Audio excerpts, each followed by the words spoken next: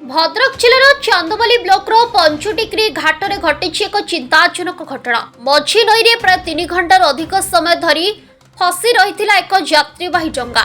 डंगारे थिबा यात्री माने दीर्घ समय धरी भय आतंक मध्य रही पर स्थानीय लोकों सहयोग रे दौड़ी बांधी डंगा को कूल को टाणी अणा जाइथिला। ए घटना पर घाटे यात्री परिवहन सुरक्षा व्यवस्था को नहीं पुणी थे प्रश्न उठी।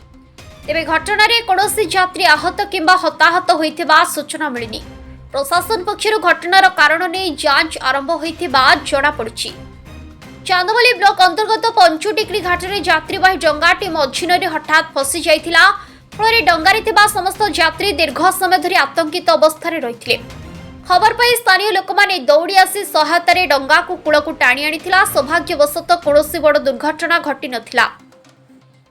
समस्त यात्री सुरक्षित भाव उद्धार होते। घटना पर घाटे चलुवा डंगा सेवार सुरक्षा रक्षणाबेक्षण प्रशासनिक तदारख को नहीं स्थानीय अंचल में असंतोष प्रकाश पाई।